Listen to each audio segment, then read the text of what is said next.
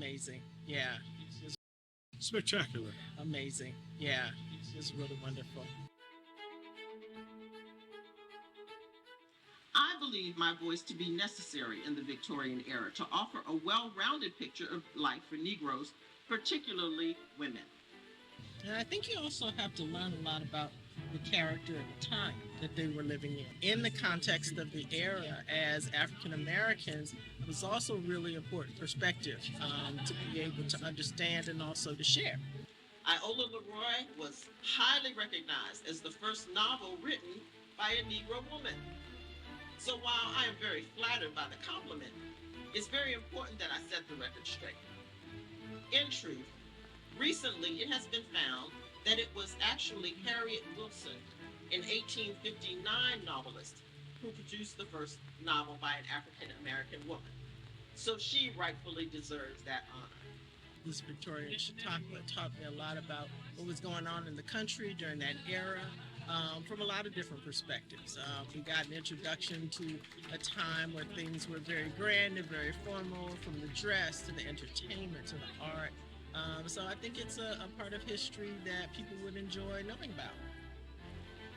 Yet, my novel remains equally important, as it was the first novel showing a Negro perspective on women's roles in reshaping a post-Civil War America. I left the audience where I wanted them to be, which was in thought. So that was good. I think Mr. Douglass would want people to think about the past and the current situation. I am not included within the pale of this glorious anniversary. Your high independence only reveals the immeasurable distance between us. The blessing in which you this day rejoice, but not enjoy in common. The rich inheritance of justice, liberty, prosperity, and independence bequeathed by our fathers is shared by you, not by me. And then just embodying that person, not just whatever script we choose, but for myself, I just start thinking, how would this person think? How would they respond? What posture? Things of that nature. What have I or those I represent to do with your national independence? Are the great principles of political freedom and of national justice embodied in the Declaration of Independence extended to us? And am I therefore called upon to bring our humble offerings to the national altar? And even in the research, one of the things that I discovered, and I told my husband, is that I think I now understand, researching not just her life, but the period and the clothing. I think I understand why those Victorian women fainted often, because they have a lot of clothing to wear. And for that matter, no nation can gain its full measure of enlightenment and happiness if one half of its members are free and the other half are enslaved. Today, there's such an emphasis on equality and sort of a common understanding of at least some measures of equality. But back then, it was very commonly believed that men and women led completely different lives. Women of America, into your hands, God has pressed one of the sublimest opportunities that ever came into the hands of a woman of any race or any people. It is yours to create a healthy public sentiment, to demand justice, simple justice, as is the right of every person. That their lives really did not cross over too much, that there was the sphere of life for men of work and politics, and that there was a sphere of life for women, which had to do with housekeeping and children.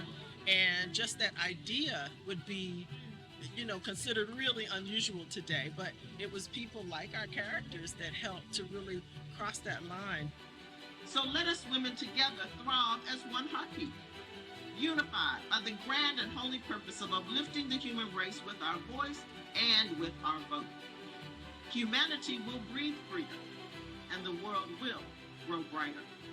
And of course, for African American women, it was even more important because women in general were considered the property of their husbands or fathers. So if you didn't have such, we were at a great disadvantage. But for African American women who would have been enslaved, they really had no agency at all. So the people that lived during this period and brought us into the 19th century and then of course later into 20th century were key. We wouldn't have the life we have now without them.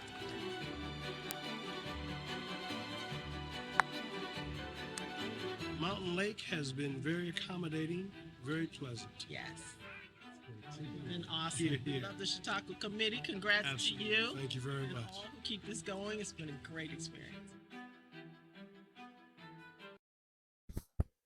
This video raises questions, and I need for you to be extremely honest in the comments when answering them. And just so you know, I have 3 questions. Number 1, have you ever heard the name Frances Harper?